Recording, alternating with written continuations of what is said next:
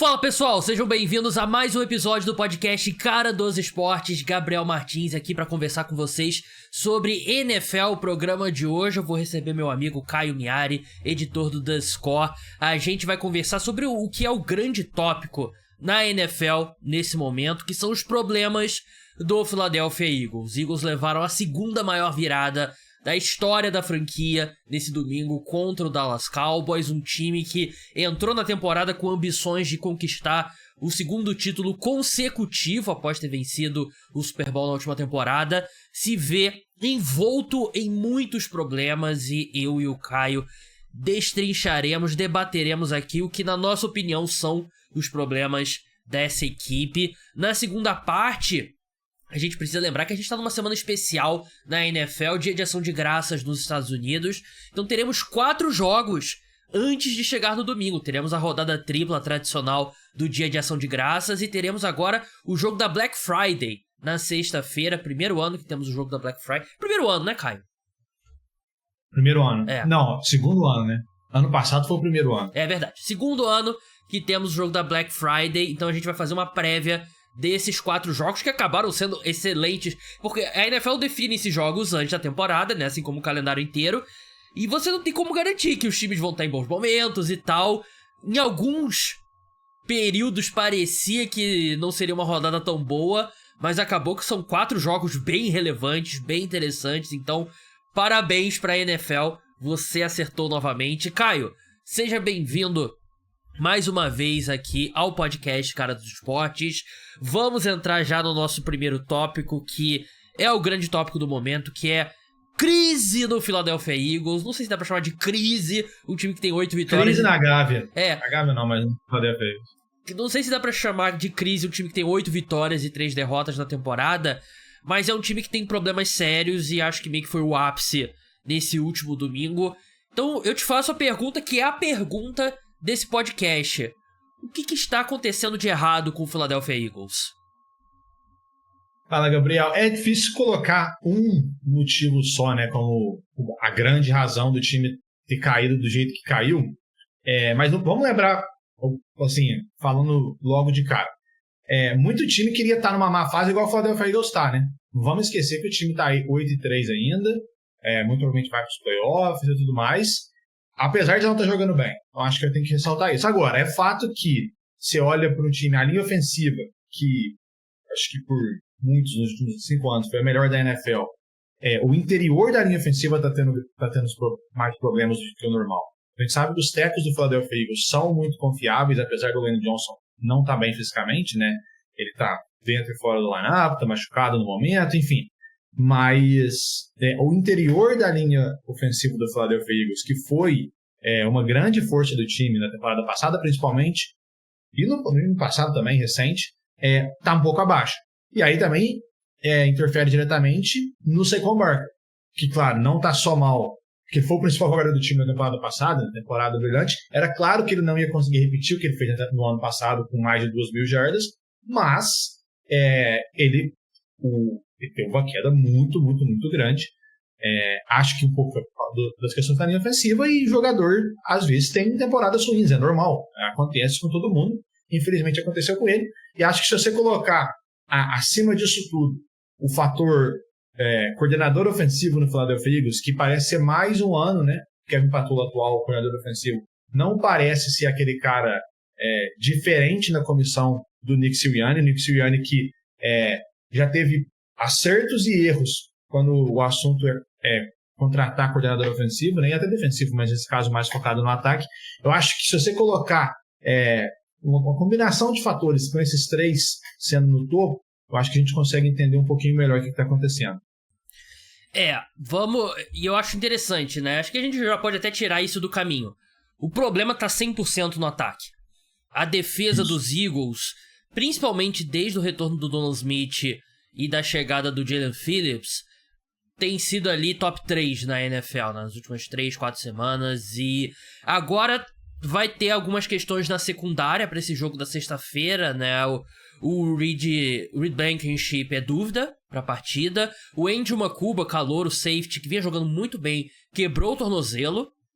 E o Adoree Jackson, que teve um começo de temporada péssimo, mas vinha jogando melhor nas últimas semanas, se machucou contra os Cowboys também, então é dúvida pro jogo da sexta-feira. Mas a defesa é elite, a defesa não tem nenhuma preocupação. O Vic Fangio é um gênio defensivo e tá fazendo um grande trabalho. O problema é 100% do outro lado da bola, né? E eu anotei aqui alguns pontos e são esses pontos que o Caio citou mesmo, né? Linha ofensiva, só pra destrinchar o que o Caio falou, a equipe perdeu um titular em relação à temporada passada, né? Que foi o Mekhi Becton, que ele era um tackle que acabou sendo meio que um bust no Jacksonville Jaguars, no New York Jets.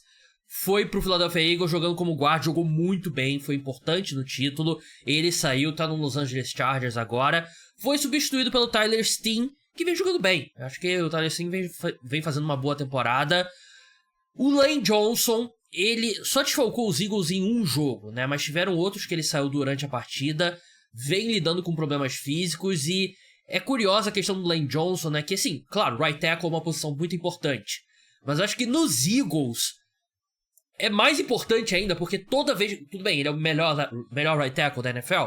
Ele... Acho que o Penei Sewell hoje talvez tenha ultrapassado, bem mais jovem e tal, mas enfim, ele foi por muito tempo o melhor right tackle da NFL, e toda vez que ele se machucava, os Eagles despencavam de desempenho, né? E continua sendo isso em 2025. O Ken Jurgens desfalcou a equipe numa partida por conta de uma concussão, voltou na última semana. O Landon Dickerson quase não começou a temporada, né? Ele lidou com problemas físicos, não parece 100% fisicamente, e aí você junta tudo isso e você vê uma linha ofensiva que era a força do Philadelphia Eagles nas últimas temporadas. Ainda é uma boa linha ofensiva, só que não é uma das melhores da NFL esse ano. E aí você soma isso, os problemas individuais de cada jogador, a questão esquemática. É um time muito, muito pouco criativo. Eu peguei alguns números aqui. O Philadelphia Eagles é o 29º time que mais usa motion na NFL, ou seja, ele é o quarto time que menos usa aquela movimentação antes do snap, que hoje em dia os times usam muito, né? Uma forma de dificultar a vida das defesas. E é o terceiro time que menos usa play action, né? Que é aquele ato de o quarterback recebe o snap, finge que vai dar a bola no running back e vai pro passe, né? Que aumenta muito a eficiência do passe. Todo time passa melhor a bola com play action do que sem play action, independente do desempenho do jogo terrestre. Os Eagles, mesmo ano passado, não eram times que usavam muito motion e play action, né? Mas ainda assim caiu em relação a esse ano. E isso dificulta muito a vida do Saquon Barkley. Como o Caio falou, o Saquon Barkley... Acho que é uma grande discussão, Caio. O Saquon Barkley tá washed, né? O Saquon Barkley entrou naquele estágio da carreira ali que ele já não é mais o mesmo fisicamente, ou é uma questão do time ao redor dele? Ele tem 28 anos, vai fazer 29 anos em fevereiro, que para running back já é uma idade avançada. A média dele de carregadas despencou de 5 e pouco para 3 e pouco esse ano, e eu até tava conversando com alguns amigos que torcem pros Eagles. Tem gente já defendendo uma participação maior do Tank Bigsby como running back do Philadelphia Eagles. Acho que um ponto importante o Saquon Barkley tocou 378 vezes na bola na temporada passada.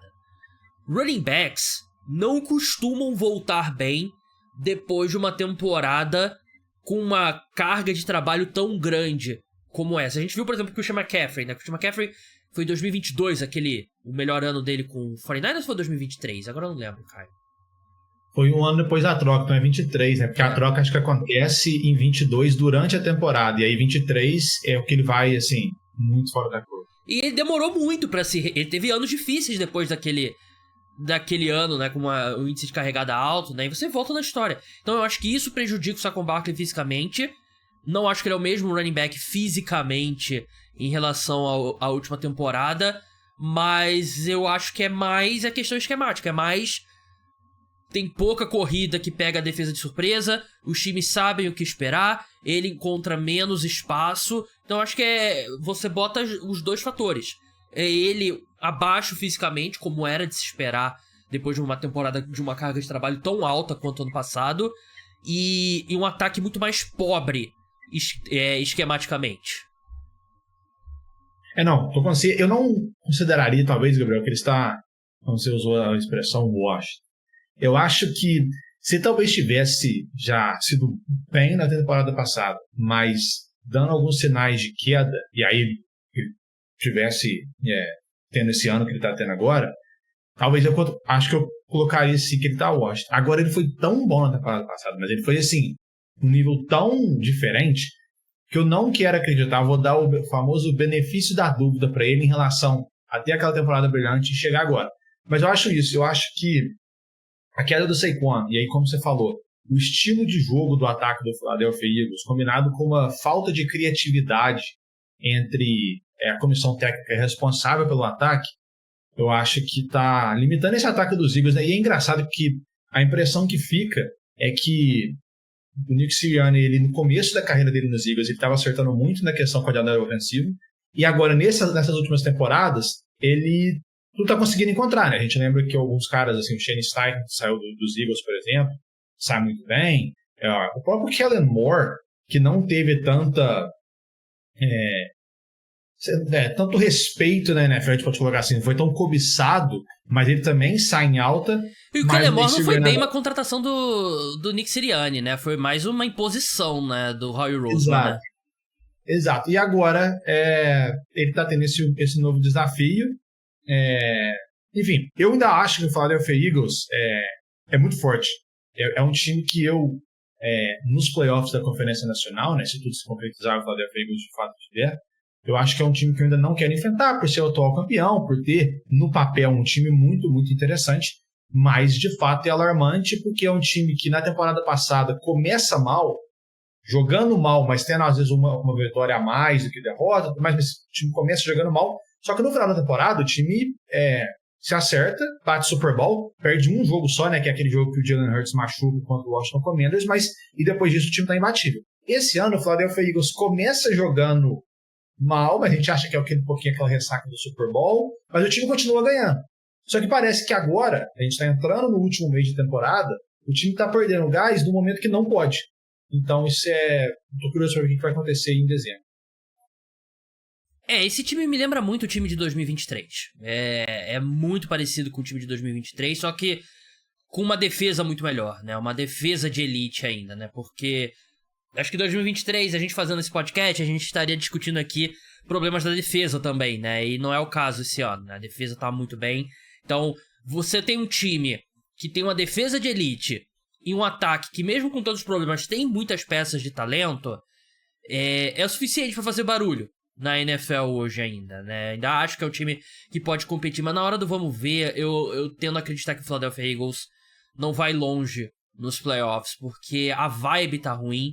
O ataque, que é muito importante nesse estágio, acho que é mais importante até que a defesa, vai faltar. O que nos leva acho que em forma de narrativa, eu acho que é o que vem sido mais discutido, que é Jalen Hurts.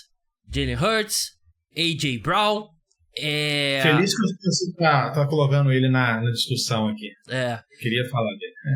Cara, Jalen Hurts, eu me considero um defensor do Jalen Hurts, porque eu e o Caio, a gente faz o ranking dos 32 quarterbacks titulares antes de entrar na temporada, né, e foi uma discussão grande que a gente teve no programa esse ano sobre a posição do Jalen Hurts.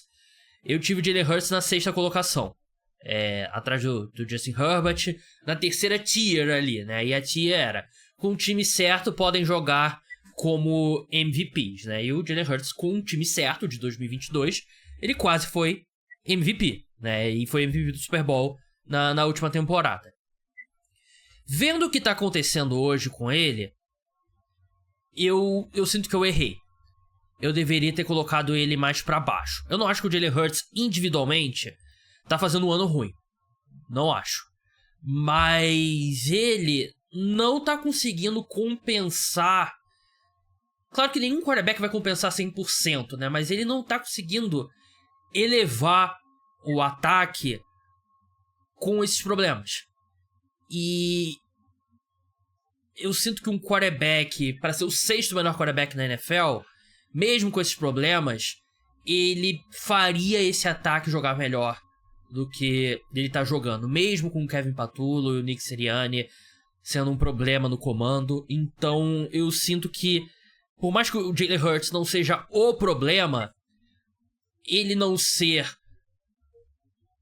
não a solução, né, mas parte de uma solução, fazendo esse ataque ter um pouco mais de estabilidade, eu acho que conta negativamente pra cima do Jalen Hurts, um quarterback que muita gente... Era uma discussão grande, ele é um quarterback top 5 na NFL, porque você tem o Big Four, né, e tinha aquela posição, o 5º colocado. Quem que é o 5º colocado? E muita gente colocava o Jalen Hurts. E eu acho que essa temporada até agora, de novo, não é culpa dele, mas pra ele ser um cara desse patamar, eu acho que ele precisava fazer mais com esse ataque, ajudar mais esse ataque do que ele tá ajudando. Não, eu concordo com você. Eu lembro que naquela discussão que a gente teve, né, que você colocou ele em 6º e eu falei que tinha que ser 10º, eu continuo tendo certeza disso. A tier que você usou, né, quando tem um time certo, ele pode jogar contra o MVP. Eu colocaria um asterisco nisso, que o Jalen Hurts, ele tá na tier que tem que estar tudo muito certo para ele jogar com o MVP. Tem quarterback que precisa só de certo, ele é muito certo. Se você olhar o estilo de jogo dele, é claro que ele tem um currículo já que merece muito respeito, tanto pela temporada, algumas temporadas individuais. Ele jogou muito bem, por exemplo, nos playoffs e no Super Bowl da temporada passada. Até que ele foi o MVP do Super Bowl. Agora, ele tem limitações, por exemplo, a leitura de jogo dele, comparado com alguns outros jogadores da NFL, que aí sim são quarterbacks de altíssimo nível, é muito limitado. Ele ainda tem dificuldade em lançar, por exemplo, no meio do campo. Ele ainda gosta muito mais de correr do que tentar ter uma presença de pocket um pouquinho acima do que um quarterback mediano teria. Ele normalmente é bom lançando em bolas em profundidade, mas ele tem medo, às vezes, de arriscar. Enfim, então eu acho o seguinte, eu acho que o único asterisco que eu colocaria nessa tier era isso, que tudo tem que estar muito certo para o Jalen Hurts conseguir performar em alto nível, e a gente pega o elenco, que a linha ofensiva não está tão bem, o treinador defensivo não está ajudando como se esperava, o Saquon Barkley um ano abaixo, tem um pouquinho aquela confusão com o A.J. Brown, apesar do Devonta Smith estar jogando muito bem, né? E o próprio A.J. Brown vem de um jogo bom. Enfim, o conjunto de fatores eu acho que expõe um pouquinho todas as fragilidades do Jalen Hurts. Sobre o A.J. Brown especificamente, acho que é muito difícil, por melhor que seja o wide receiver, você, numa situação como essa, isolar o desempenho dele, dizer se é culpa dele, se ele ainda, mesmo sem a produção, se ele tá jogando bem, né? O A.J. Brown, ele tem, acho que a grande culpa dele é porque ele joga muito, ele atiça muito, joga gasolina no fogo, né? Na crise, né? Tipo, perguntaram pra ele semana passada, seu rendimento em relação ao ano passado caiu e tal. Ele, e o Saquon Barkley? O Saquon Barkley também tá jogando pior, né? E tal, né? Tipo, ele pega o livro e começa a ler o livro fora do banco de reserva. Ele gosta do... Ele atiça a situação e não ajuda em nada. Mas eu não tô pronto pra dizer, o A.J. Brown caiu de nível. O A.J. Brown não é mais o mesmo jogador. Eu precisaria ver um ano dele numa situação normal e aí ver uma queda de desempenho pra dizer, eu não sinto que o A.J. Brown é um jogador diferente. Eu acho que ele tem sido usado de uma forma bem pior esse ano, né? Não tô... E agora, Gabriel, só te interrompendo rapidinho, acho que tá ficando cada vez mais e mais claro que o Philadelphia Eagles vão talvez tentar trocar ele na off-season, né? Eu acho que a chance disso acontecer tá aumentando muito. Eu acho que o Eagles já tá dando muito indício que não, assim, não quer mais esse drama. Então acho que isso é uma coisa pra gente ficar de olho na off-season também. Verdade. O que me impede de chegar nesse ponto é porque não é do feitio do Philadelphia Eagles vender embaixo um jogador, né? Mas ainda assim tá chegando um ponto que eu acho que o relacionamento dele com o A.J. Brown, do Jalen Hurts com o Jalen Brown, não sei se tem salvação, né? E obviamente o Jalen Hurts tem uma química muito melhor com o Devonta Smith, né? Com quem ele jogou no futebol americano universitário. Então é uma situação complicada mesmo. Mas, Caio, antes da gente seguir, a gente vai falar mais de Eagles, né? Que eles vão enfrentar o Chicago Bears. Você acha que esse time ainda pode ser campeão? Eu vou eu gosto muito de dar o benefício da dúvida para um time que já foi tão bem na temporada passada, então eu vou dizer sim. Eu acho que se o Philadelphia Eagles termina ali com a segunda melhor campanha da Conferência Nacional, que seria no atual momento, o time pode ter talvez... se bem que a Conferência Nacional está muito complicada, né? Eu vou dizer que sim. Eu acho que é um time muito bom. Como você falou, a defesa pode ser um caso daqueles times que... O que a gente viu na temporada passada foi um ataque muito bem e uma defesa também boa, mas um ataque sendo o principal. Mas a gente já viu times na NFL que a defesa começa a carregar e o ataque aparece em momentos cruciais, como a big play, alguma coisa do tipo. E eu acho que se a pressão não estiver toda no ataque dos Eagles, isso é claro, na teoria, eu acho que pode dar certo se a defesa do Big Fund conseguir continuar jogando do jeito que está. Então eu vou dizer que sim. Eu acho que possível mas provável não. Claro, playoffs da NFL não é uma série melhor de 7, né? Que nem na NBA. É um jogo, né? Então um jogo, muita coisa, muitos detalhes podem mudar, mas eu ainda coloco eles abaixo dos Rams, dos Seahawks, provavelmente dos Lions também. E é possível? Mas eu não acho provável que esse time do Philadelphia Eagles vá ser bicampeão consecutivo. Vamos seguir agora para falar sobre a rodada do Thanksgiving e da Black Friday. Antes, lembrar pro pessoal, a gente vai ter podcast nessa sexta-feira falando sobre os jogos da quinta-feira, e esse episódio vai ser exclusivo para apoiadores. Se torne apoiador, link tá na descrição, R$14,90 por mês, te dá acesso a esse episódio extra toda semana. E mais importante, você ajuda a manter o podcast Cara dos Esportes no ar. Você pode se tornar apoiador através do site, ou você pode se tornar membro do canal no YouTube, link tá na descrição. As duas formas ajudam muito, as duas formas te dão acesso a esse conteúdo extra. Dado o recado, Caio, vamos começar pelo primeiro jogo. A tradição, né, sempre ser um jogo em Detroit. Os Lions recebem o Green Bay Packers, um jogo gigantesco na NFC Norte. Os dois times têm 7 vitórias, né? Os Lions 7 vitórias, 4 derrotas. Os Packers 7 vitórias, 3 derrotas, 1 empate. É a divisão que tem nesse momento o Chicago Bears como líder, né? Naquela situação curiosa, né? Que os Bears têm 8 vitórias, 3 derrotas e um saldo de menos 3 de pontos. Os Packers vêm logo atrás com um saldo de mais 61. E depois os Lions com saldo de mais 83, né? Não que saldo de pontos seja um número definitivo, mas eu acho que explica um pouco como a temporada dos Bears vem sendo apertada e eles vêm conseguindo vencer jogos no final. Mas Lions e Packers, esse jogo, matematicamente não. Mas na prática, acho que a sensação saindo desse jogo é que quem vencer vai seguir na briga ali com o Chicago Bears e meio que quem perder vai ficar com o wild card mesmo, né? É isso mesmo, Gabriel. Queria começar falando que rodada de Thanksgiving espetacular, né? A gente vai falar mais dos jogos em detalhes, mas assim, é uma das melhores que eu consigo me lembrar. Igual você falou, esse jogo, Packers-Lions, é não só uma rivalidade, mas já é o segundo jogo entre eles nessa temporada, né? A gente vai lembrar que o Green Bay destruiu o Detroit na semana 1, muita coisa mudou desde então, mas é um jogo muito grande. Se você parar para pensar que o Chicago Bears a gente vai falar do Bears daqui a pouco, mas talvez, assim, tirando vantagem, né, do calendário abaixo e conseguiu ganhar os jogos do jeito que ganhou, se um time como o Detroit Lions perde os Packers agora de novo, eles ficam 2 jogos atrás do Chicago Bears. E assim, então, é um jogo muito grande. Na reta final da temporada isso não pode acontecer. E se você tiver em mente o tanto que a Conferência Oeste, da Divisão Oeste da Conferência Nacional está grande, ele tá muito forte também, fica, assim, tem grandes chances, assim, se o Lions perder, e o próprio Packers, de talvez correr o risco de ficar fora dos playoffs, porque, de novo, o Chicago Bears abriu uma vantagem interessante. Mas, enfim, é um grande jogo. Tô curioso para ver como que Detroit vai dar a volta por cima, né, nessa revanche em relação à semana 1. Eu acho que Detroit, a gente não discute, eu acho, o talento do time, continua sendo um dos melhores da NFL. Eu acho que o time, dentro do possível, tá indo relativamente bem, substituindo os coordenadores, né, o Aaron Glenn e o Ben Johnson, mas esse time do Detroit parece que ainda não engrena, né, Gabriel? O time começa a temporada com uma derrota, aí depois engrena uma sequência de vitórias interessantes, E aí depois começa, perde um, ganha um, perde um, ganha um. Então, nesse tempo, a gente já viu algumas vitórias interessantes, tipo assim, ganhou do Commanders, mas também é o Commanders do jeito que tá. Aí depois joga mal contra o Philadelphia Eagles, um jogo horrível que a gente teve que assistir no Sunday Night Football.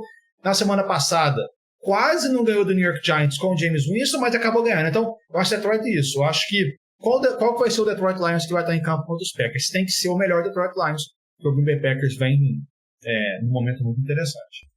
Eles sofreram muito mais contra os Giants, né, do que era esperado, né, e assim, eu falei no preview, né, que o Jahmyr Gibbs tem tudo pra ter um grande jogo contra os Giants, né, botem ele no Fantasy, apostem nele, porque eu acho que ele vai destruir, que a defesa do jogo terrestre dos Giants é muito ruim. Eles precisaram não só de um jogo bom, um jogo transcendental do Jahmyr Gibbs pra vencer aquela partida, né, e a gente lembra que o jogo entre essas duas equipes, na semana 1 da temporada, né, os Packers amassaram o ataque dos Lions com o pass rush, né, e eu sinto que foi meio que um ponto fora da curva aquele jogo, né, depois a proteção dos Lions melhorou muito, mas é um time que tá sem o Sam Laporta agora, o Amon-Ra St. Brown chegou a deixar a partida contra os Giants e depois voltou, né, então é um time que não tá com a mesma potência ofensiva, né, da temporada passada, né, enquanto na defesa tem o Aidan Hutchinson jogando em altíssimo nível, acho que é difícil dizer que é candidato a defensor do ano, porque acho que o Myles Garrett está muito acima dos outros, né, acho que o Myles Garrett, Micah Parsons e tal, mas é uma defesa que vai enfrentar um ataque que tem problemas, Caio. Os problemas dos Packers são bem documentados também, algumas coisas parecidas com a dos Eagles, né? Porque acho que muitas questões de chamadas e esquema e tudo mais. E você acha que a defesa dos Lions tem o suficiente pra dificultar ainda mais a vida do Jordan Love? Eu acho que tem. Eu acho que o confronto interessante vai ser mais especificamente no interior da linha defensiva, né? Porque o Allen McNeil tá de volta para os Lions nas últimas semanas. Tem o Malik Williams, que é a última primeira rodada. Então, eu estou curioso para ver como que esse interior vai ter esse confronto. Lembrando que o Josh Jacobs não jogou pelos Packers nessa última semana e é dúvida para o jogo contra os Lions. Por ser uma semana curta, eu diria que o meu palpite é que ele não vai jogar, mas não tem nada confirmado. Ele seria uma baixa interessante. A gente não sabe ainda como que vai estar o grupo de wide receivers dos Packers. Né? Para mim é uma grande questão desse time. Talvez o Jaden Reed volte. Aí isso seria muito importante para o time. Mas eu acho que sim. Eu acho essa defesa dos Lions... não consigo dizer que ela é dominante, mas eu acho que ela, como você falou, você citou alguns pontos aí importantes que eu acho que ela consegue sim, ser um desafio para esse time dos Packers, que parece que é um ataque, né, Gabriel, que no papel, pelo menos antes da temporada, estava tudo muito bem encaminhado. Mas a impressão que fica é que os Packers têm, na maioria das semanas, quando termina o jogo, você fala assim, mais uma vez esse time não jogou ou não atingiu o potencial que podia. Aí vai para outra semana, a mesma coisa acontece. Então isso eu diria que é uma ressalva que eu faço em relação ao ataque de Green Bay. Os Lions são favoritos por 2,5, total de pontos 48,5. Eu vou de Detroit Lions aqui. Eu confio mais no ataque dos Lions do que no ataque dos Packers. E a defesa dos Packers é melhor, mas eu acho que o jogo sendo em casa, eu acho que os Lions vencem essa partida. E você, Caio? Eu acho que eu vou com você nessa. Eu acho que o confronto-chave vai ser o jogo corrido dos Lions e a defesa do jogo corrido dos Packers, né, que é uma defesa sólida, e o ataque dos Lions, jogo terrestre, não precisa nem falar mais do Jahmyr Gibbs, né, você já introduziu. Então eu acho que nessa Detroit Lions vai levar a melhor. Perdeu o primeiro jogo, precisa mais ganhar do que Green Bay. Aquele empate pode não parecer muito, mas nos playoffs, principalmente numa conferência tão apertada, faz uma diferença interessante. Então eu vou de Detroit também. O que você achou da minha take no último podcast? Eu até postei um corte falando que o Jahmyr Gibbs é o melhor running back da NFL. Eu conheço que o Jonathan Taylor tá fazendo um ano melhor no geral, mas na minha opinião, jogador por jogador, o Jahmyr Gibbs é mais jogador. O que você acha? Concordo. Eu acho que, assim, é engraçado, né? Pra mim, o melhor running back da NFL talvez seja o Christian McCaffrey. O running back que tá fazendo a melhor temporada é o Jonathan Taylor. Mas, se você comparar individualmente o Jonathan Taylor com o Jahmyr Gibbs, que provavelmente é o segundo melhor running back nessa temporada, se você comparar velocidade, talento puro, a própria idade. Eu não acho absurdo, não. Muito pelo contrário, até porque o Jonathan Taylor, assim, a primeira metade da temporada que ele faz é algo acima do William Thomas. Ele tem caído relativamente nos últimos jogos, enquanto o Jahmyr Gibbs, como você falou, acabou de ter um jogo que parecia college football, né? Aqueles jogos absurdos. Mas eu acho que sim, eu acho que a velocidade do Jahmyr Gibbs é impressionante, né? Assistindo ele jogar. Ele faz jogadores da NFL parecerem lentos. Então, eu acho que ainda colocaria o melhor da temporada pro Jonathan Taylor, mas eu não discordo 100% do você, não. Acho que tem um lado meu que quer concordar com você nisso. Vamos passar agora para um jogo que parecia que não ia ser tão bom, mas agora virou talvez o jogo da rodada. Vai bater recorde de audiência, hein? Com certeza. Talvez o jogo de temporada regular mais assistido na história da NFL. Tem potencial para isso mesmo. Dallas Cowboys recebe o Kansas City Chiefs, os Chiefs que tiveram muita dificuldade por conta de muitos erros deles próprios para vencer o Indianapolis Colts na última rodada, né? Poderiam ter vencido com mais tranquilidade. Enfrentam o Dallas Cowboys, que conseguiu uma grande virada contra o Philadelphia Eagles e pode ter salvo a temporada da equipe, né? E você olha para a classificação hoje, os Cowboys têm 5 vitórias e o primeiro time fora do Wild Card é o 49ers com 8, né? Mas você tem o Packers com 7 vitórias também, né? Que é o 7-3-1, né? Com empate. Então, matematicamente, os Cowboys estão vivos até pela divisão ainda, né? Dividiram os 2 jogos contra os Eagles e a matemática aqui para eles é simples: vencer todos os jogos daqui para frente. O ataque tá jogando muito bem, é um dos melhores ataques da NFL. O George Pickens é um dos melhores wide receivers da NFL esse ano. Eu acho que nesse momento provavelmente eu teria Jackson Smith-Njigba e ele como os wide receivers primeiro time All-Pro. E a defesa melhorou muito desde a chegada do Quinnen Williams, né? Eles pagaram muito pelo Quinnen Williams? Pagaram. Mas mudou da água pro vinho a defesa contra o jogo terrestre. Então esse jogo promete muito, porque são 2 times que não podem sonhar com a derrota nesse domingo, nessa quinta-feira. E é um jogo pesadíssimo, Caio. Pesadíssimo, é assim. A gente poderia fazer um podcast inteiro, um episódio só desse jogo, porque é Kansas City Chiefs contra o Dallas Cowboys, é Thanksgiving, que é conhecido por ser um feriado nos Estados Unidos. Falando de futebol americano, o Dallas Cowboys é um time também dos tradicionais do Thanksgiving. É o Kansas City Chiefs, né, do Patrick Mahomes, né, Andy Reid. É espetacular. Eu diria, Gabriel, que esse jogo ele é até mais importante para os Chiefs do que para os Cowboys. Claro que o Kansas City Chiefs tem uma campanha um pouco melhor que a dos Cowboys no momento, mas se você olhar pelo fator divisão, e aí como você disse, o Dallas Cowboys já tem uma vitória sobre o Philadelphia Eagles, né, a mais recente, e não está tão longe dos Eagles na classificação geral, e vai saber o que vai acontecer com o Philadelphia. Claro que, se você considerar que o Philadelphia Eagles vai ganhar a divisão, aí Dallas Cowboys tem que, de fato, ganhar todos os jogos até o final, porque mais de 6 derrotas ou 5 derrotas e um empate, vai ser muito difícil um time ir para os playoffs nessa conferência nacional do jeito que está. Só que para o Kansas City Chiefs, a situação é parecida. Eu diria que o Kansas City Chiefs talvez tenha uma derrota ali ainda para ter até o final do ano, e só. Porque ganhar a divisão vai ser muito complicado, apesar de eles ainda terem um jogo contra Denver, né? Vai ser muito, muito difícil. E se você olhar nos critérios de desempate, o Kansas City Chiefs perdeu para quase todos os times que vão estar disputando o Wild Card, né? Que é o primeiro critério, que é o confronto direto. Então o Kansas City Chiefs já perdeu para o Jacksonville Jaguars, já perdeu para o Buffalo Bills, já perdeu para os Los Angeles Chargers esse ano. Eles jogam de novo contra os Chargers, isso daí pode ser muito importante. Mas enfim, é quase que um jogo de playoff para Kansas City Chiefs e Dallas Cowboys. A defesa do Kansas City Chiefs, estou muito curioso para ver como que vai ser o sistema que eles vão colocar nessa partida, porque a gente já viu os Chiefs jogando contra-ataques muito fortes, né? O Indianapolis Colts na semana passada, o Detroit Lions há 3 semanas, e a defesa dos Chiefs levou a melhor contra esses 2 ataques. Combinados, os 2 ataques fizeram menos de 40 pontos nesses jogos contra os Chiefs, e o Dallas Cowboys também tem um dos 5 melhores ataques da NFL, como você disse, uma dupla de wide receivers espetaculares, né? Apesar dos problemas do CeeDee Lamb.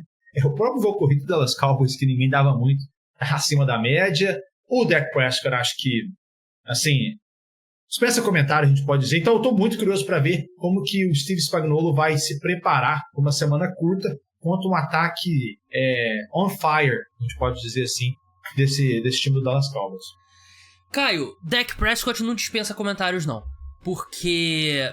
Na temporada regular, né? Mesmo eu sendo torcedor do New York Giants, eu sinto que no espectro Dak Prescott, eu sou um dos maiores defensores dele aqui no Brasil, né? Porque Dak Prescott vai fazer uma temporada muito boa. Muito, muito boa.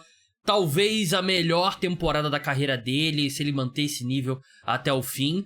Só que elogiar o Dak Prescott não é popular, né? Na internet, né? Ninguém gosta do Dak Prescott, porque ele é o quarterback do Dallas Cowboys, mas eu não acho que também tem a questão dos playoffs também, né? Ele tem que fazer um pouquinho mais dos playoffs. Mas eu não acho que dispensa comentários, não. Eu acho que a gente precisa elogiar o Dak Prescott. Claro, ele tem uma dupla de wide receivers muito boa, mas ele tem muito a ver com isso, né? E pensando na defesa dos Chiefs, imagino que a gente vai ver um matchup muito do Trent McDuffie com o CeeDee Lamb no slot, né? A maior parte do jogo.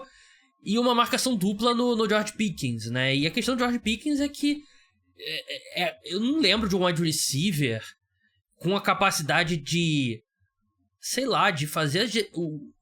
Acho que a recepção média do George Pickens é a mais difícil que eu já vi na NFL, né? Porque ele tem uma capacidade ali na extremidade, caindo, marcado e tal, e conseguir fazer recepção que... o contested catches dele recepções contestadas. Às vezes ele não consegue uma separação muito grande em relação ao defensor. Mas aquela bola 50-50, pra ele é 80-20. E se você jogar, ele vai conseguir pegar. E esse ano ele tá fazendo algo que ele não fazia tanto no Pittsburgh Steelers, talvez pelo sistema, talvez pelo quarterback, que é as jardas depois da recepção. Ele parece que tá mais solto, e quando ele recebe a bola, ou quando ele tá desmarcado, quando ele consegue ganhar do defensor, ele tá fazendo... ele tá conseguindo ter mais sucesso depois da recepção. Sim. Algo que a gente não vê ele fazendo. O Raiders, por exemplo, ele fez um touchdown espetacular desse jeito. Sim, eu acho que o George Pickens ele tem a recepção média na NFL mais difícil pelo tudo que ele precisa fazer, mas é um grande wide receiver que vai receber muito dinheiro. A gente vai pra outra novela do Dallas Cowboys de renovação de contrato, porque o George Pickens vai receber... Ele tem que receber um contrato ali perto do Jamar Chase, mas eu acho que eles vão colocar só a tag nele. Eu acho que eles não vão dar o contrato pra ele ainda não. É possível mesmo, é bem provável até. É muito Dallas Cowboys. Não é possível que eles esperaram pra dar o contrato que eles deram pro Dak, colocaram 2 franchise tags no Dak Prescott. Eles esperaram até o último segundo pro CeeDee Lamb. Eles decidiram trocar o Micah Parsons, e aí o CeeDee Lamb, o George Pickens chega e eles dão logo de cara. Eu acho que se eu tivesse que apostar, vai entender o que o Jerry Jones vai fazer, mas eu imagino que o George Pickens vai querer um contrato alto. Ele não vai tentar fazer algo para ficar assim, necessariamente para ficar no Dallas Cowboys. Não acho que ele é um cara disso. E aí eu acho que Dallas vai colocar a franchise tag, esperar mais um ano, e aí continua essa novela. E invertendo o lado invertendo o campo, né? É difícil imaginar que os Chiefs vão ter qualquer sucesso correndo com a bola, né? Acho que a defesa dos Cowboys melhorou muito contra o jogo terrestre. Esse jogo eu sei que teve o Kareem Hunt passando de 100 jardas na última rodada e tal. Precisou de 30 carregadas e ainda assim os Colts não tinham o DeForest Buckner, né? Que vinha sendo um dos melhores defensores. O Isaiah Pacheco tá de volta, né? O Isaiah Pacheco volta nessa semana e tá... a gente falou sobre o running back Washington. Isaiah Pacheco... Ele já entrou na NFL meio washed, né? Ele nunca foi aquele cara elusivo, que é um termo que eles usam muito aqui, que ele passa no meio de todo mundo, ele vai ter aqueles... quebrar o tornozelo. Ele é muito mais pela força. Ele abaixa a cabeça e vai. Acho que ele pode dar um ânimo a mais no time, principalmente numa semana curta, né? Que a preparação é mais difícil. Mas é isso. Eu acho que o Chiefs, Gabriel, do ataque, o Rashee Rice tá 100%, né? Ele saiu, ele tava meio baleado, terminou baleado contra os Colts, ele tá no injury report essa semana, mas a tendência é que ele joga. E eu não tô pronto. O que eu ia dizer é que eu não tô... o ataque terrestre dos Chiefs voltou, né? Não acho. Acho que foi uma questão circunstancial. Vamos ver a situação do Trey Smith, né? Que não deve jogar nessa quinta-feira. O right guard da equipe, um dos melhores right guards da NFL. Caio, eu vou de Dallas Cowboys aqui. Eu acho que é um time que tem um momento melhor no ataque, jogando em casa. Eu acho que eles vão surpreender e vão vencer nessa quinta-feira. E você? Eu vou de Chiefs. Eu acho que você tem uma ressalva pra gente fazer em relação ao Dallas Cowboys, é que nos grandes jogos que tá todo mundo assistindo, e acho que talvez por isso que tem um hate maior em relação a alguns jogadores do time, o time parece que não consegue performar no nível que a gente está acostumado. E o Kansas City Chiefs é o contrário disso. Não gosto, tenho algumas preocupações em relação aos Chiefs esse ano até o momento, mas eu acho que eu vou de Kansas City nessa. Vamos passar pro próximo jogo. Aliás, os Chiefs são favoritos por 3,5, total 52,5 desse jogo. Cincinnati Bengals contra Baltimore Ravens, um jogo que na bacia das almas se tornou interessante por conta do retorno do Joe Burrow, né? O problema é que ele pega um time agora que tem 8 derrotas, né? Então, matematicamente eles não estão eliminados, mas na prática a gente sabe que eles estão eliminados. Você acha que é um erro o Bengals botar de volta o Joe Burrow? Acho que não. Se assim, na NFL, até por respeito ao torcedor, que é o que dá o dinheiro do time, né? Você tem que botar os melhores pra jogar. Ainda mais que sendo um cara que ele é a Caio, franquia. Você como torcedor do Santos, você acha que as grandes estrelas precisam jogar todo jogo? Jogar. Você como torcedor do Santos, você diria isso? Eu já participei de uns, sei lá, muitos. Vamos colocar 20 episódios do Caras Esportes esse ano. Todos a gente tem que dar... a gente nem fala o nome dele, mas a gente tem que então, uma menção então vamos deixar aqui. O Caio Miari acha que as estrelas precisam jogar pelos seus times. Então só isso que eu queria deixar. Eu acho que tem que jogar. Mas voltando ao Joe Burrow, por favor. Mas eu tenho que jogar. E assim, é aquilo que você falou, o time não tá eliminado, né? Com o Joe Burrow, claro que imaginar que esse time dos Bengals, do jeito que tá, com a defesa, até melhorou um pouquinho agora, né? Mas com a defesa do jeito que ganhar todos os jogos, porque pro Cincinnati Bengals tem que ser isso. Com menos de 10 derrotas, com menos de 10 vitórias, você não vai para os playoffs na Conferência Americana esse ano. Muito difícil. E o time, se ganhar todos os jogos, termina 10-7. Então, assim, é possível. É um calendário que tem muito jogo divisional, o que é normalmente mais equilibrado. 9-8, na verdade. Tem 8 derrotas o Cincinnati Bengals. Já tem 8 derrotas. Assim, difícil. Matematicamente tá vivo. Mas... Matematicamente tá, mas não sei porque eu tava achando a campanha deles, eles tinham menos. 3 não sei. Independentemente disso, respondendo a tua pergunta original, Gabriel, eu acho que tem que botar pra jogar. Eu acho que tem que colocar... como você falou, matematicamente não tá eliminado ainda, apesar de eu achar que com 9 vitórias, isso se ganhar tudo, né? Não vai. Mas é isso, tem que botar pra jogar. É o Joe Burrow. Você também, assim, o futebol americano é um esporte que é uma guerra, né? Então, o time tem que tentar botar o melhor que tem. Pro Zach Taylor, pode valer até o emprego dele. Eu acho que tem muito jogador nos Bengals que pode mostrar nesse final de temporada que pode ser uma base, né, para a temporada que vem. Enfim, respondendo a tua pergunta original, eu colocaria o Joe Burrow igual eles vão fazer, e acho que esse jogo vai ser interessantíssimo. Se o Joe Burrow tá saudável, sim, ele vai jogar. Tem que jogar e ele é pago pra isso e... eu só acho que seria extremamente prejudicial aos Bengals, tipo, terminarem 9-8, 8-9 e dar mais uma chance pro Zach Taylor pra próxima temporada, né? Eu acho que seria... não pode. Seria péssimo. Gabriel, só te interrompendo uma coisa. Eu sou a favor do Joe Burrow jogar, considerando que ele tá 100% saudável, né? Porque muita gente queria voltar lá em dezembro. Sim, Aí agora ele antecipou. Eu acho que ele tem que jogar se ele tiver 100% saudável. Botar ele no sacrifício nessa situação, não. Se ele tiver saudável, eu acho que sim. Concordo. E sobre o Baltimore Ravens, cara, o que tá acontecendo com o Lamar, né? O Lamar voltou de lesão e ele parece longe fisicamente do Lamar Jackson, né? Porque todas as semanas desde que ele voltou, ele perde treinamentos por motivos diferentes e tal. Ele fisicamente não parece o mesmo cara em campo e o ataque sofre muito, né? E é uma questão ali de que a defesa dos Ravens, que era péssima, melhorou. Vem melhorando muito a cada semana, tem sido uma boa defesa.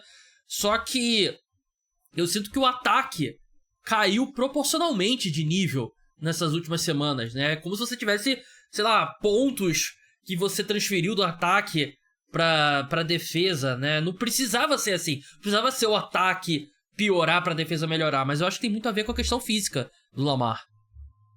Eu concordo muito com você. Eu acho que passa assim, quase que 100% pela questão física, Gabriel. Eu acho que um quarterback igual o Lamar, ele sabe que o físico dele tem que estar muito, muito acima, porque ele precisa das pernas dele para resolver e para mudar o sistema de jogo adversário na defesa, né? Ele não é aquele cara que necessariamente vai ficar só dentro do pocket e resolver desse jeito. Ele não consegue isso. Ele tem um braço que está melhorando muito a cada temporada, mas a questão do Lamar é o que ele consegue fazer no improviso, que ele é o melhor, provavelmente, quarterback correndo com a bola da história da NFL. E esse ano, não só ele já perdeu partidas, mas como você bem falou, nas últimas 3 semanas que ele acabou jogando, ele perde treinamentos por motivos diferentes. Ele já teve aí tornozelo, já teve joelho. Essa semana ele apareceu no injury report com uma lesão no dedo do pé. Então, assim, eu acho que fisicamente o Lamar não está bem. E eu acho que ele está bem o suficiente para jogar. E, obviamente, o Baltimore Ravens com o Lamar 70% é melhor do que qualquer outra opção que o time for colocar. Isso está dando resultado, o Baltimore Ravens está ganhando. Acho que o Baltimore ainda pode assim, perder para os Cincinnati Bengals, não seria o fim do mundo. Até porque na divisão o time tem muita chance e aí ainda continuaria em posição também como wild card. Mas eu acho que a relação ao Lamar a gente tem que ficar de olho, porque se a gente voltar um pouquinho, nem precisa ir muito no passado, a gente já viu o Baltimore Ravens terminando a temporada sem o Lamar, justamente por lesão, e aí nos playoffs o time acaba ficando sem chance nenhuma porque está sem ele. Então, de fato, é uma das grandes histórias assim, para a gente ficar de olho nessa reta final de temporada, o quão saudável vai estar o Lamar. E a gente falou sobre running backs washed. Derrick Henry. Adora. O Gabriel adora falar 2 coisas no programa. Ou do menino Ney, alguma menção do menino Ney, e de running backs washed. Ele adora. Cara, Derrick Henry, eu não vou dizer que ele tá washed, mas ele tá mostrando sinais de que ele não é o mesmo running back mais, né? Ele teve 2 touchdowns, né, no último jogo e tal, mas eu acho que é um cara que já mostra declínio. Cara, quem que você acha que vence esse jogo? Os Ravens são favoritos por 7 pontos, o jogo é em Baltimore. Eu vou te falar o seguinte, eu acho que o Baltimore Ravens vai ganhar. O Lamar, ele tem um histórico contra os Bengals impressionante, é o time que talvez ele mais gosta de jogar na carreira dele. E o Joe Burrow contra os Ravens também, né? Contra os Ravens também. Mas eu acho, até puxando esse assunto, que vai ser mais apertado do que a diferença de 7 pontos. Eu acho que 7 pontos com o Joe Burrow voltando, como você falou, ele normalmente vai bem. Para ele, para todo mundo, para a defesa dos Ravens nesse jogo, é uma semana curta. Para o Joe Burrow, não. O Joe Burrow tá tendo muito tempo para voltar. Enfim, eu vou de Ravens, mas acho que vai ser um pouco mais apertado. E encerrando agora... Aliás, eu não dei meu palpite. Eu acho que o Baltimore Ravens vence também. Vamos falar sobre o jogo da Black Friday. A gente já falou bastante sobre o Philadelphia Eagles. Um pouco mais sobre o Chicago Bears, né? Eu botei no GC que era o primeiro jogo da Black Friday na história, então tá errado isso. O Caio já confirmou. Chicago Bears que vem vencendo jogos muito apertados, no sacrifício, e tem uma hora que essa conta não fecha, Caio. E eu acho que a gente tá nessa hora agora, porque acho que é um jogo que é o tipo de jogo, o Philadelphia Eagles vindo da derrota contra os Cowboys, que é aquela expressão em inglês, né? O kitchen sink. Caio, por favor. Você sabe a expressão que eu tô falando. Kitchen sink, é isso mesmo. Kitchen sink game, né? Que é aquele que você vai jogar tudo que você tem. E eu acho que o Philadelphia Eagles vence, é um time mais talentoso. Acho que é um time que tem uma defesa pra sufocar e colocar o Caleb Williams em muitas situações de cometer erros. E por isso eu acho que o Philadelphia Eagles vence. O jogo é Chicago. Eu acho que o Philadelphia Eagles vence porque existe um ponto na NFL que acho que é um fator muito importante quando você vai dar seu palpite pra um jogo, é quem tá mais desesperado. E eu acho que o Philadelphia Eagles tá mais desesperado nesse momento, porque o Chicago Bears, ele vem de uma sequência que, vão ser bem sinceros, vencemos uns jogos aqui que a gente poderia facilmente ter perdido, né? Então tá meio que mais aliviado. E os Eagles acho que é escala 9 numa escala de 0 a 10 em termos de desespero. O torcedor do Chicago Bears deve estar assim, pé da vida porque ninguém tá dando muita moral pro time, e com razão, né? O time tem saldo negativo de ponto, mas tem 5 vitórias above 500, né? 8-3 no total. Só que o Chicago Bears vai ter uma chance de provar que ele mesmo, assim, não vai precisar que ninguém faça favores para ele, porque o time tem uma reta final de temporada com alguns confrontos muito, muito complicados. Claro que pega o Browns, mas além disso tem, como você falou, Eagles, tem Packers 2 vezes, tem 49ers e tem Detroit Lions.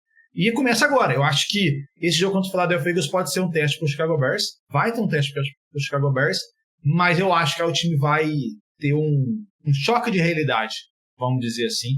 Eu acho que o Philadelphia Eagles chega mais preparado. Eu acho que a questão do desespero que você falou é importante e eu concordo com você. Então, vai ser muito, muito complicado para Chicago e eu vou de Philadelphia também. Eu vou de Eagles também. Os Eagles são favoritos nesse jogo, né? Eu fechei aqui Eagles -7. Acho que é uma linha justa. Sigam o Caio Miari, no @CaioMiari. Leiam os textos dele no The Score, um dos principais sites dos Estados Unidos, quer dizer, do Canadá, né? Mas sobre os esportes dos Estados Unidos. Caio, muito obrigado pela participação e até a próxima.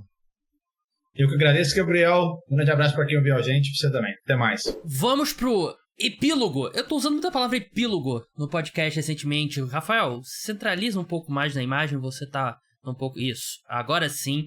É um trecho agora do podcast que serve apenas pra minha pessoa, pra guardar pra posteridade o que aconteceu, né, nesse final de semana, porque eu sei que a maioria das pessoas vão até pular essa parte no podcast, mas é o meu podcast e eu quero falar sobre algo que aconteceu nesse final de semana que não tem nada a ver com esportes. Quer dizer, foi no estádio, então acho que conta pra um podcast de...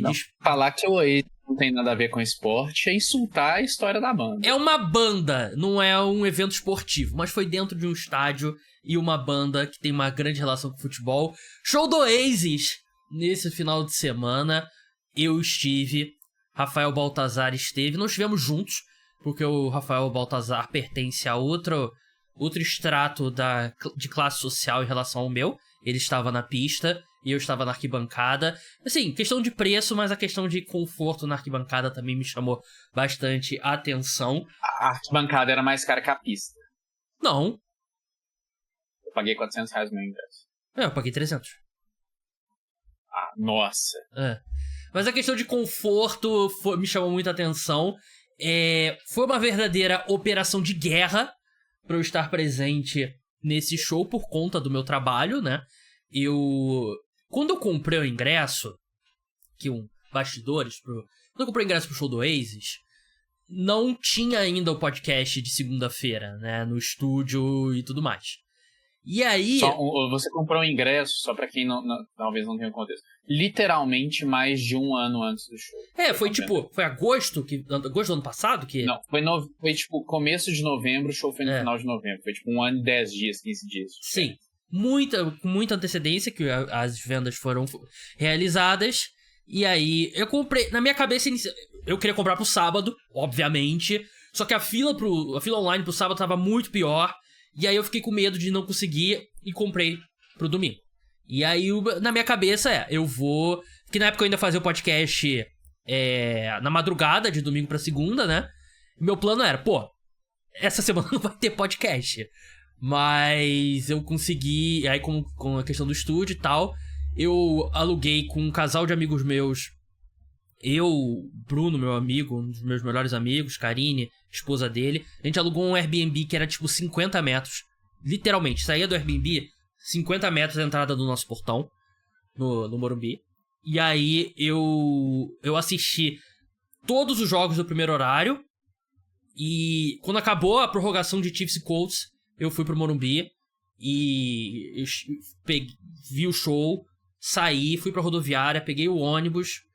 Cheguei no Rio 8 e pouca, 9 horas da manhã, fui direto pro estúdio, estudei os jogos que eu não tinha assistido, até que tive sorte que não tiveram tantos jogos relevantes assim. O que eu assisti inteiro foi Eagles e Cowboys mesmo, né, Rams e Bucks, deu pra ver só os highlights e, enfim, ler o que pessoas que eu confio falaram e tal, mas foi uma operação de guerra pra eu estar presente nesse show. E Rafael Baltazar, Pick Six, amigo aqui do podcast, valeu cada minuto, cada centavo gasto nessa operação de guerra. Um show histórico. Eu estive na última turnê em 2009, né? Então, eu tenho uma das maiores carteiradas que um fã de Oasis pode ter, porque eu não só estive no show, eu apareci na transmissão. E não apareci de longe, não. A transmissão focou em mim. Eu vou botar aqui na edição o trecho que eu estou me referindo. A câmera corta de Noel Gallagher pra mim, durante I Am The Walrus, né, o cover de uma música dos Beatles. Então, é uma baita de uma carteirada que eu tenho. Mas um show incrível, Caio. Caio, desculpa, porque eu acabei de gravar podcast com o Caio Miari. Mas um show incrível, Rafa, que é daquelas coisas que... Pô, o hype já era muito grande e você vai pro negócio ali. A maioria das coisas na vida, quando você tem um hype muito grande, ela não corresponde ao hype. Eu acho que o show não só correspondeu, como superou o hype, a expectativa que eu tinha.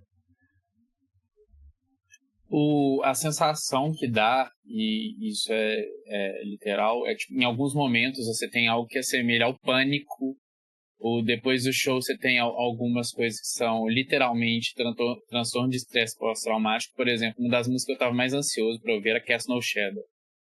Eu não tenho nenhuma memória dessa música mais na minha cabeça. Eu não sei se você tem algum momento que simplesmente não tá mais na sua memória, porque é um negócio assustador. Eles começam com... Vou falar o nome das músicas, se a pessoa não conhece, a pessoa vai achar que eu tô falando bobagem. Mas eles começam com Hello, que é uma baita música para iniciar o show. Depois eles começam com Acquiesce, que é, tipo assim, discutivelmente a melhor música do Oasis.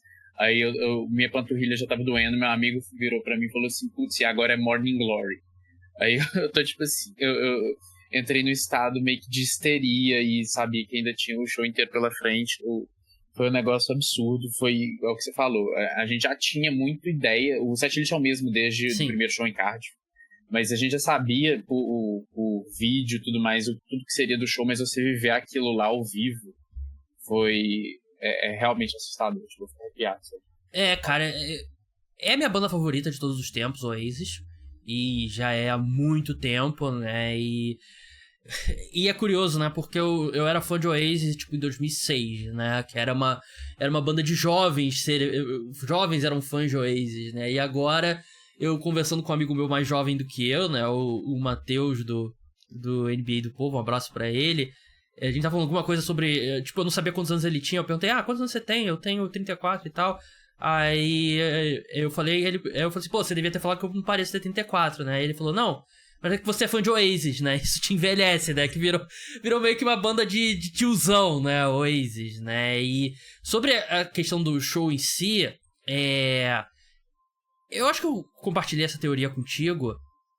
Eu tive uma sensação meio Eagles e Packers do ano passado, do jogo da NFL, de que, tipo, o primeiro tempo aconteceu meio que, caralho, você acorda e aí tava no intervalo o jogo já, né? Tipo, era um negócio tão absurdo.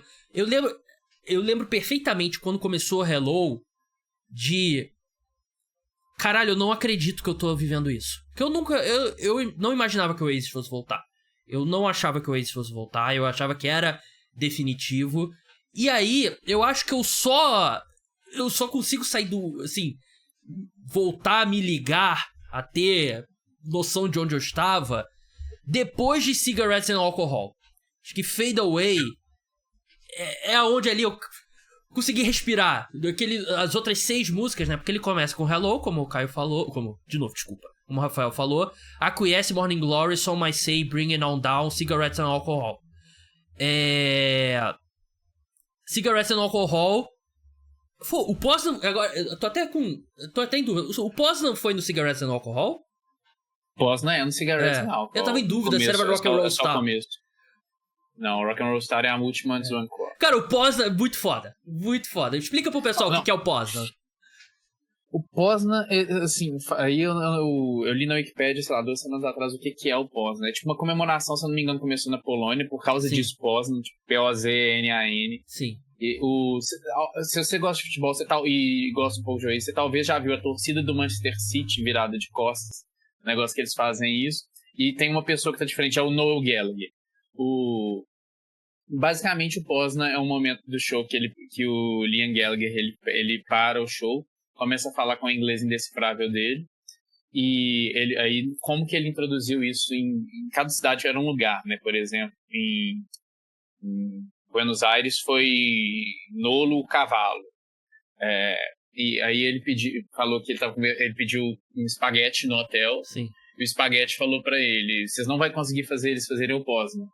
Mas eu falei: eles vão fazer o Poznan. E o Poznan é basicamente todo mundo virar de costas, dar os braços e começar a pular virado de costas. Vamos fazer aqui, vamos fazer o Poznan aqui. O Poznan é virar, você vira assim. Sim. E eu tava na pista e eu tava, tipo assim, embasbacado, porque o Morumbi, pode falar o que for do Morumbi, o Morumbi é um buraco, mas o Morumbi é um estádio de futebol com cara de estádio de futebol.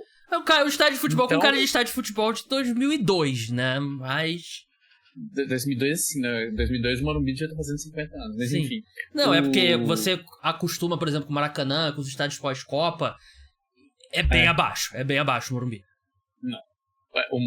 Mas é estádio clássico de futebol ali. Sim, gigante de concreto, Sim. arquibancada, tudo mais, sem o chamado padrão FIFA. Mas enfim, eu tava na pista, eu olhava pro negócio, era a arquibancada do Morumbi, o Morumbi aquela tigela, e todo mundo pulando. Eu tuitei isso, é das coisas que eu vou levar pro meu caixão. Tipo, essa memória nunca vai sair de mim. Sim. Um negócio absurdo. E Cigarettes and Alcohol depois, tipo, Cigarettes and Alcohol é uma música meio que sobre nada, tipo assim, festas, cigarro e álcool. Eu realmente fiquei emocionado, tipo, cara, eu tô emocionado, tipo, quase chorando. Cara, e a gente segue, aí eu acho que o próximo momento, o Oasis tem hit suficiente pra, sei lá, show de 4 horas. E no final eu quero falar sobre uma música... E é um problema o show do Oasis, porque eles têm hit de 4 horas, que são 4 horas de música que vão te dar, tirando algumas ballads que eles têm, são famosas, é música que te dá vontade de pular, de tipo... Sim. Vamos falar logo sobre isso. Não teve Stop Crying Your Heart Out. Uma das 5 músicas mais famosas do Oasis, né? Porque eu acho que Eu acho que é a terceira em streams no Spotify, só fica atrás de Wonderwall e Don't Look Back in Anger. Wonderwall, Live Forever, Don't Look Back in Anger e Stop Crying Your Heart Out, eu acho que é o Big Four. São as músicas mais famosas deles, né? E aí você entra pra Whatever, Little by Little, Stand By Me. Champagne Supernova tá na frente de Stop Crying Your Heart Out. Então, Big Five. Wonderwall, Live Forever, Don't Look Back in Anger, Stop Crying Your Heart Out e Champagne Supernova. Acho que indiscutível. São as 5 primeiras do Spotify. Não necessariamente são as minhas 5 favoritas, não necessariamente são as 5 favoritas da maioria dos fãs de Oasis, mas são as 5 maiores. Eles não cantaram Stop Crying Your Heart Out. E eu tava lembrando, na turnê que eu fui em 2009, eles não estavam cantando Live Forever, que é um absurdo, né? Mas eu vi uma justificativa que me parece ser algo que eu palpitaria como a verdade. Stop Crying Your Heart Out é uma música que exigiria muito do vocal do Liam, que melhorou muito a voz do Liam em relação à última turnê. A voz do Liam tá tão boa quanto já foi, mas eu acho que deve ser uma questão de a gente tem que cortar em alguma coisa uma música que seja mais exigente, e Stop Crying Your Heart Out acabou sendo a música que foi cortada. Porque não me parece aleatório. E também é uma música que não tem como cantar de outro jeito. A voz do Liam, ela era um pouco mais aguda antes, e hoje ela é uma voz um pouco mais raspada. Sim. Ela não tem como ser cantada sem ser da forma como... E aí, vamos à sequência do Noel, que é... Porra, ele me destruiu. A sequência... Uma coisa que eu queria até falar contigo, eu não sei se eu cheguei a falar contigo, porque eu cheguei a conversar com outras pessoas que foram no show. Eu já fui no show do Oasis, eu acompanho o Oasis há muito tempo. Ainda assim, me pegou de surpresa. Talvez eu não tivesse preparado, assim, não tivesse apagado na minha cabeça o quão Liam-cêntrico é o show do Oasis, né? Porque você pensa Oasis, você pensa Liam e Noel. Mas o show é muito mais o Liam, porque o Noel é o gênio da banda, né? Ele musicalmente falando, ele é o gênio. Ele é um dos maiores compositores da história e, enfim, dos maiores músicos da história. O Liam, um dos maiores frontmans da história do rock, é o carisma em forma bruta numa pessoa. Literalmente, é hipnotizante ver o Liam Gallagher bebendo água. Ele botando o tamborinzinho dele na cabeça. Ele é, assim, os jovens usam muito essa palavra e já destruíram. Mas ele é uma das pessoas com mais aura na face da Terra. E aí, isso me pegou de surpresa. Eu não sei se você pensou nisso. Porque na minha cabeça era Liam e Noel. O show gira em torno do Liam. É muito Liam-cêntrico, tirando esses momentos das músicas do Noel. Não, eu sou mais Team Liam do que Team Noel, então eu escuto a carreira solo do Liam, eu não escuto a carreira solo. Posso falar algo? Posso interromper rapidinho? Sempre fui Team Noel. Sempre fui Team Noel. Eu acho que eu saio desse show como Team Liam. Não, o Liam, aquela que era um negócio... Não, e o Liam, ele tem um negócio que ele também, ele me destrói, ele é um dos melhores twitteiros da face da Terra. Sim, é meio que o Kevin Durant da música. Eu não tenho palavras para falar do Liam. Ele vai ser o meu mesmo Spotify, o artista mais ouvido, o Oasis, segundo o Liam Gallagher. Ele é realmente... Ele é magnético.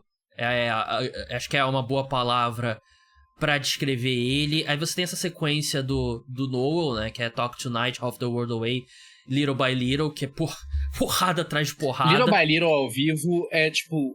eu já tinha ouvido e é parecido com a versão que tá no Spotify. É uma música menos famosa de Little by Little. Se você não escuta Little by Little ao vivo no Spotify, você pode odiar o Oasis. Não é possível que você não goste dessa música. É uma versão absurda de uma música absurda ao vivo. Sempre... provavelmente... Minhas duas músicas que mais me surpreenderam ao vivo foram músicas do Noel. Depois a gente vai falar, mas Little by Little ao vivo é absurdo. Então, Little by Little é uma música que, tipo... Eu gosto de todas as músicas do Oasis. Não tem uma música do Oasis que eu falo, pô, essa música eu não gosto. Mas se eu fizesse um top 10, não entraria. Talvez se eu fizesse um top 20 antes desse show, não entraria. E eu tenho ido bem menos shows ultimamente.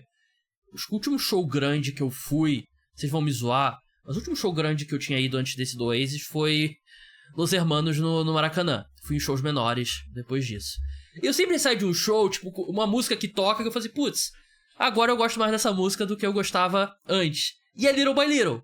Que, sei lá, cara, foi muito legal, foi um momento bem legal. Acho que um dos momentos mais legais do show. E aí, cara, olha essa sequência. Castle Shadow, espetacular. Slide Away, Whatever. Só um parênteses pra Castle Shadow, minha próxima tatuagem. Castle Shadow, Slide Away, Whatever, Live Forever, Rock'n'Roll Star. Porra! Que isso? Qual banda tem uma sequência de músicas assim, cara? É muita porrada atrás de porrada. Do show. Tipo... Caralho, é uma sequência muito forte. Rock'n'Roll Star foi absurdo. Rock'n'Roll Star é... Cara, porque eu acho que visual absurdo, o que o telão coloca, literalmente, Rock'n'Roll Star, é um telão absurdo. Sim. Tipo, é um telão de, sei lá, estádio dos Jaguars, que deve ser hoje os maiores. Cara, eu acho que o Oasis, se eu apontasse alguma coisa sobre, acho que o que faz diferente as letras da banda é que eles não têm a melancolia de muito do rock que veio pós anos 80, né? Porque o Oasis, na minha opinião, é a maior banda de rock pós anos 80, né? Porque eles começam nos anos 90 e tal. E você tem uma era mais de grunge, depois você tem o emo e tal, que é tudo uma melancolia, né? E o Oasis não, o Oasis é tipo... Stadium Rock. Eu tava procurando alguma coisa e o que eu achei foi cigarro e álcool.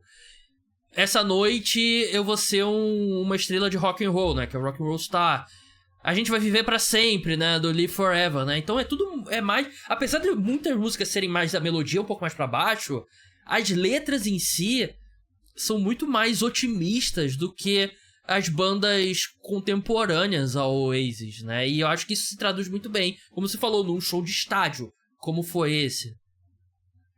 Não, o Oasis, eu adoraria ver o Liam e o Noel cantando no bar aqui da esquina, mas seria um negócio meio patético, que é um negócio pra ser cantado de 60, 50 mil, 60 mil, 70 mil, 80 mil pessoas gritando a música, não é um negócio mais voz e violão. Eles têm algumas músicas que são voz e violão.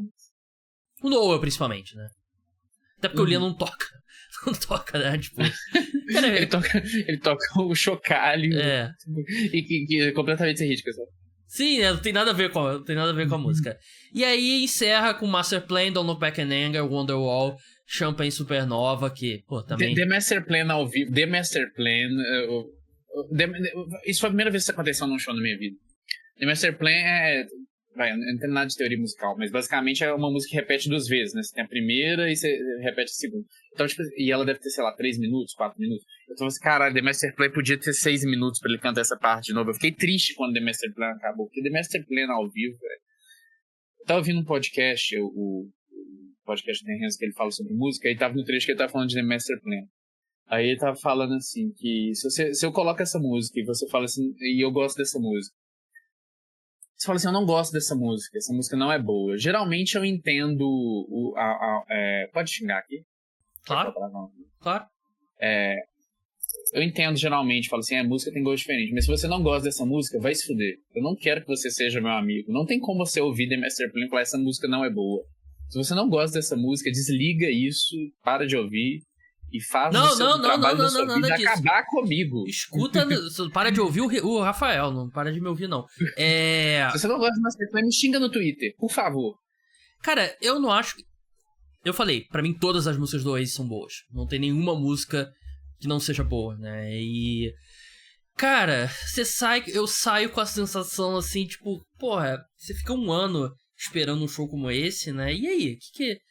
Qual que é o próximo passo? Você teve rebordose? Você ficou mais depressivo, tipo, 2 dias depois? Fiquei. Um pouco mais pra baixo? Eu tive. Ontem eu tava um pouco depressivo. Eu tô, assim... Tá acontecendo uma coisa que aconteceu muito comigo em 2009 também. Que, tipo, eu era muito fã de Oasis. Mas depois do show de 2009, eu passei, tipo, 1 ano só escutando Oasis. Só escutando Oasis. E é porque eu também não saí de casa desde que eu voltei de São Paulo, desde que eu voltei do estúdio. Que eu fui da rodoviária pro estúdio, do estúdio eu vim pra casa. Não saí de casa ainda, né? Mas quando eu escutei música esses dias é Oasis e vendo os vídeos do show. Que assim, a gente critica muito a galera que fica tirando foto, filmando durante o show.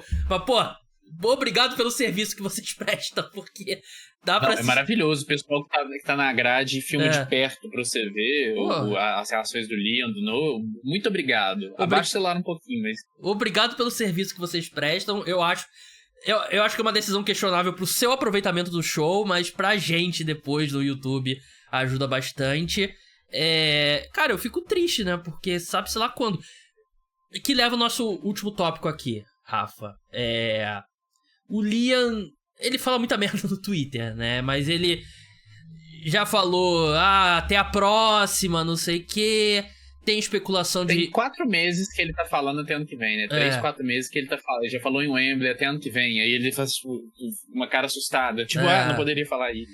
E tem eu já vi alguns jornalistas falando que existe a possibilidade de uma turnê europeia ano que vem. Existe possibilidade deles fazerem uma residência no Etihad Stadium, né? Que é a residência que eles ficam... Vai abrir pra shows, porque o estádio tá reformando, né? Seria o primeiro show depois da reforma. Ele ficaria um período extenso ali, fazendo regularmente shows, né? No Etihad Stadium, né? Durante eu ia falar off-season, né? Bem em termos de NFL, né? Mas fora da temporada do City, né? Então seria no verão. E também tem notícia... Um ponto, pra quem vive debaixo de uma pedra, o Liam e o Noah são apaixonados pelo Manchester City, então, tipo assim, é o sonho deles fazer isso. Tipo, se o Sheikh Mansour lá chegar e falar, vocês querem fazer isso, provavelmente vai. Toma a chave do estádio aqui, né? É porque, assim, e até um ponto, eu até tava conversando com a minha mãe isso ontem, né, explicando pra ela, que o City, ele é comprado ali nos anos 2010, né, e aí tem uma injeção muito grande de dinheiro, né, e aí a torcida explode ao redor do mundo. Antes disso, torcedor do City fora de Manchester era por causa do Oasis. O Oasis que colocou o Manchester City no mapa, né? Porque eles são de Manchester, mas não são torcedores do United, são torcedores do City. Mas aí a outra possibilidade... O Morumbi e volta do Morumbi era a camisa do Oasis e do Manchester City, ou uma mistura dos dois. Sim. Tanto que uma das camisas que eles lançam, né, da linha deles com a Adidas é na cor do Manchester City. E a outra possibilidade que eu vi sendo especulada na imprensa é eles tocarem em Glastonbury. E parece que o Coachella parece que também tá querendo levar... Você viu Glastonbury ou Nebworth? Eu vi o Glastonbury. Mas assim... eu tinha visto Nebworth. Eu não sei se tem dinheiro no mundo suficiente que façam eles tocarem Coachella nunca? No festival em geral. Porque eu acho que eles já provaram... Essa turnê dele... Eles levaram pra casa limpo, cada um, Liam e Noah, cada um deles levou, segundo a imprensa, 50 milhões de libras. Limpo. É pouco, eu acho que deveria ser mais. Parece que... Não, mas assim, tipo, limpo, tirando todos os gastos. Eles levaram 50 milhões de libras. Cada um. A turnê parece que só no Reino Unido gerou 1 bilhão de libras, né? De ingresso, merchandise, turismo e tal. O que eles venderam de merch é brincadeira. Se eles podem por si só encher um estádio, tipo, 6 vezes seguidas, como eles fizeram em Londres, por que eles tocariam num festival? Eu não acho. Dessas possibilidades, eu acho que a residência no Etihad Stadium, eu nem sei se é mais Etihad Stadium, Ainda é. que era City of Manchester Stadium, né, antes, né? Eu acho a mais plausível, seguida de uma turnê na Europa. Chamava Main Road.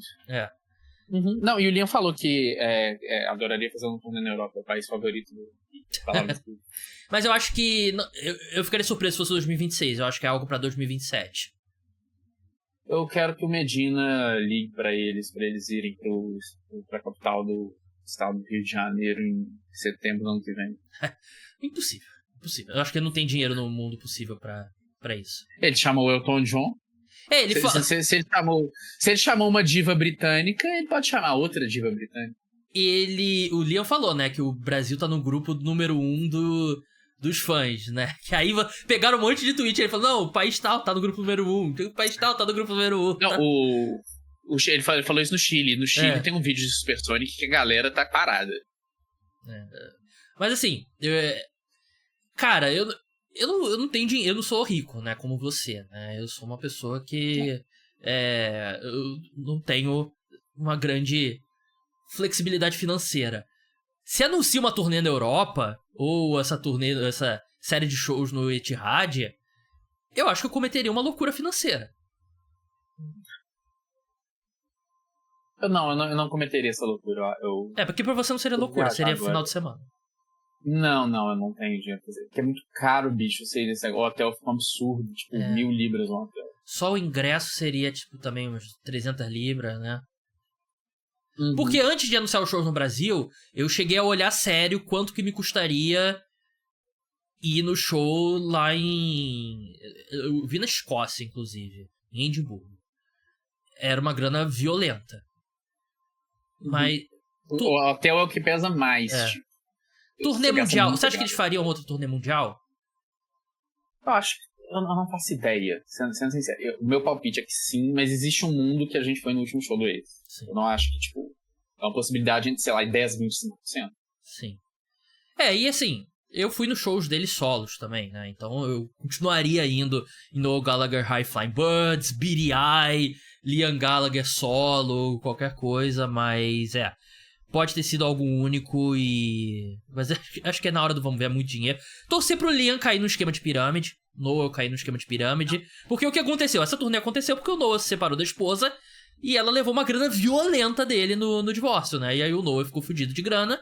O Liam já tava aparentemente fudido de grana há um tempo, porque ele queria há muito tempo já essa turnê, e foi por isso que essa turnê aconteceu. Então se alguém aí conhece alguém que aplica golpes financeiros, apresente aos irmãos Gallagher pra gente voltar a ter uma turnê. Rafa, muito obrigado por... Eu acho que foi importante pra nós dois colocarmos um ponto final nesses últimos dias de show do Oasis, mas seus últimos pensamentos. Não foi um ponto final. Minha camisa da Adidas vai chegar hoje, aparentemente, que ela não chegou a tempo do show. Eu vou continuar ouvindo Oasis, vou continuar falando só disso. O meu Instagram tá monotemático, o meu Twitter tá monotemático. Eu comprei a camisa das crianças tailandesas. Só que as crianças tailandesas... Só que elas são meio gordofóbicas, as crianças tailandesas. Porque o tamanho que eu peguei, que normalmente me serve todas as camisas, não serviu. Então... Você comprou alguma lá em volta? Porque tinha um tanto, né? Vendendo? Não, eu comprei uma no Mercado Livre, porque, tipo, quando não serviu, eu falei, eu tenho que ir com uma camisa do Oasis. Aí eu comprei uma... Você comprou, ao invés de comprar direto da Tailândia, você comprou de alguém que comprou da Tailândia? Não, eu comprei uma de algodão. Foi R$50, assim, comprei uma normal. E aí eu vi algumas que eu gostei muito lá ao redor do show, né? Só que aí na confusão do show e tal, eu não quis parar pra comprar. Aí agora eu comprei 2 delas na Shopee. Que é uma que é o Noel e o Liam e o Snoopy. E o Noel e o Liam desenhados no estilo do Snoopy. Tinha muita dessa em volta do estádio. E uma que é tipo a cara do Noel, a cara do Liam, assim, é tipo Brasil Tour 2025. Eu comprei essas duas no... Um artista que desenhou essa. Eu comprei essas duas na Shopee agora e... Não acabou, não é um ponto final. Sim. Mas, cara... É uma reticência. Baita ano pra mim. Show do Oasis, uma viagem espetacular que eu fiz também. E, enfim. Falar aqui pro cara que não gosta de Oasis, mas o fã número 1 do cara do esporte, o cara que gosta muito do que você tá falando, mesmo odiando o Oasis. Como é que você se sente sabendo que cada vez mais São Paulo faz parte da sua história? Cara, e você sabe que semana que vem eu vou em São Paulo de novo, né? Eu te falei, né? Você falou, eu não lembro. Semana que vem eu tô em São Paulo de novo pra cobrir um evento que eu vou revelar só no dia. E já sei que vai ser... Pô, o Flamengo ontem me fudeu, porque não foi campeão brasileiro. E agora o título brasileiro provavelmente vai vir e eu estarei em São Paulo no dia e na hora. Mas São Paulo, eu fui... Quando eu terminar o ano, eu vou ter ido 4 vezes em São Paulo esse ano. E... acho que minha relação com São Paulo melhorou muito. É uma relação complexa. Vou te dizer que eu gosto da cidade? Não. Porque eu acho que é uma cidade absurdamente grande. E... sei lá... me incomoda um pouco isso. Tipo, todo lugar é muito longe. E eu moro na segunda maior cidade do Brasil, né? E São Paulo é a maior cidade do Brasil, o Rio é a segunda maior cidade do Brasil. E São Paulo é muito maior do que o Rio. Mas toda vez que eu tenho ido a São Paulo, eu tenho me divertido. Então... Tivemos um dia bom, cara. De novo, desculpa. Tivemos um dia bom, Rafael. Aquele dia que a gente foi no treino dos Chiefs. Foi legal, né? Você tava em pânico? De que não ia dar tempo de chegar, de que ia dar problema? Você agora você já me conhece o suficiente pra saber que eu sou uma pessoa que tem uma tendência a pânico. Não. Foram 2 semanas antes do show do Oasis. Como que você vai no Oasis? Não sei. Chegar lá e vou, devido de metrô. Como que você vai embora do Oasis? Não sei. Ele preocupado. E tá no Airbnb assim pra começar. Se você quiser sofrer por antecipação, be my guest. Você quer ouvir uma coisa talvez deprimente? Talvez engraçada? Você perdeu o final do show. Não, eu saí um pouco antes. Isso, eu saí um pouco antes mesmo. Cara, eu tinha uma coisa que era imutável. Eu tinha que estar no Rio de Janeiro, no edifício central. Ih, falei onde que é o... Eu vou botar um blip. Eu tinha que estar no centro do Rio de Janeiro pra fazer meu podcast. Isso não podia não acontecer. E aí, eu sabia que eu tinha que dar a vida na saída do estádio até o metrô. Eu vi a distância da saída do estádio. 1,7 quilômetros. Acho que era 1,4 que eu vi no Google Maps. Mas enfim, por aí. Eu vi a distância equivalente aqui da minha casa. É uma distância equivalente da minha casa até o Norte Shopping. E ao longo da semana eu fui todos os dias andando o mais rápido possível. E eu treinei a saída do estádio até o metrô. E ajudou, tá? Fui muito bem do estádio. Mas é esse nível de neurose que vocês estão lidando. Rafa, muito obrigado. Sigam ele no rbalta1. Sigam o Pick6 Brasil. Recentemente desbloqueado por conta de postagens fakes desse perfil. Esse perfil tá washed, eu já falei publicamente, eu repito. O perfil está washed. Já foi muito maior. Não, meu time perdeu pros Chiefs porque ele pipocou e depois tem um show do Oasis. Foda-se, Seu time perdeu pro Lanús. Isso aí. Mas, Rafa, muito obrigado. Eu pedi 15 minutos seus, já estamos em 32. Um grande abraço e até a próxima. Bem. Até. Então é isso, pessoal. O podcast Cara dos Esportes volta nessa sexta-feira com análise dos jogos da rodada do Thanksgiving.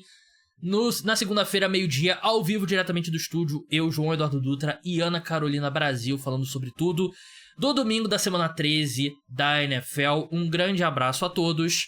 Tchau.